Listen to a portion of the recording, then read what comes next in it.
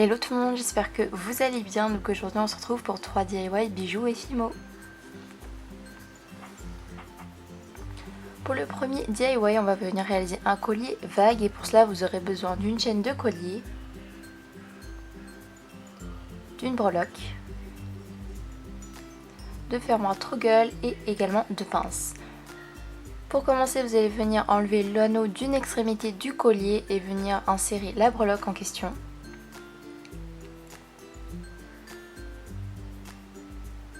Je viens ensuite remettre l'anneau et cette fois-ci insérer le fermoir en question. Donc cette fois-ci c'est en forme de cadenas et de clé que j'adore vraiment.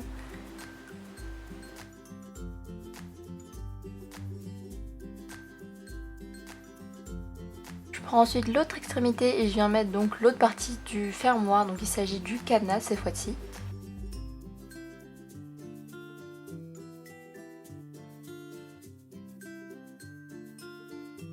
Et voilà.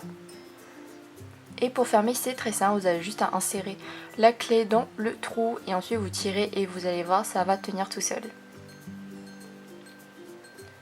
Je trouve que ça fait un rendu super sympa et que ça change justement des colliers habituels. Et là en fait j'ai décidé de rajouter juste une petite perle, voilà, avec un clou à tête plate, donc c'est très simple, vous insérez juste dedans et vous faites l'anneau on va dire avec une pince à embourron.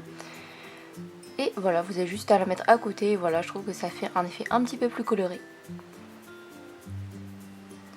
Voilà donc pour le premier tuto, donc moi j'ai vraiment eu un coup de cœur pour la breloque et surtout les fermoirs, je trouve que ça fait un effet super sympa. Pour le deuxième, on va venir réaliser un marque-page œuf. Donc pour cela vous aurez besoin forcément d'un marque-page, d'une breloque en forme de poire bien sûr, de poil pardon, d'une perle nacrée, de Fimo et également d'un clou à œil.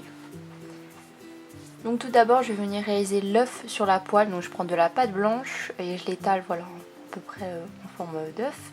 Je vais prendre un dotting tool pour faire le trou en fait du jaune d'œuf. Voilà, donc je viens la mettre à l'aide de la pâte. Et voilà le résultat, donc il faut juste que vous la cuisez avant. Et ensuite on avait juste à mettre la perle, donc comme on utilise la même technique que tout à l'heure, donc voilà, vous faites un embourron sur les deux côtés. Je viens l'insérer donc sur le marque-page en question, voilà. Et voilà le rendu, donc c'était un tutoriel super simple, mais je trouve que l'effet il est super mignon.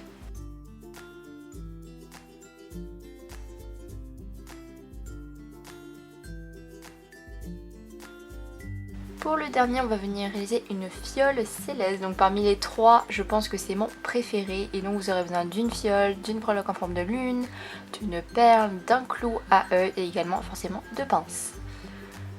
Donc vous allez venir insérer la perle et faire comme dans les deux autres tutos. Oui, je crois qu'on a fait ça 3 fois maintenant.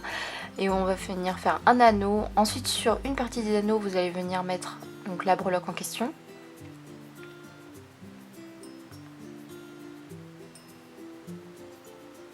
Je prends maintenant le bouchon de ma fiole et je viens insérer un piton, donc faites attention à ce que le piton ne dépasse pas de l'autre côté. Et voilà, vous tournez pour que ce soit bien solide. Et ensuite vous n'avez plus qu'à l'accrocher.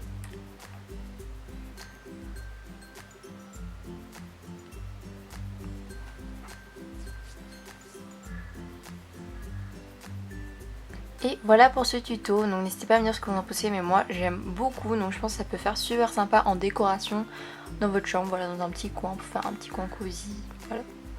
Donc voilà pour cette vidéo, donc je tenais encore à remercier la boutique Early Klein Wonderland de m'avoir envoyé les produits nécessaires pour ces tutos. Du coup on se retrouve la prochaine fois, bisous.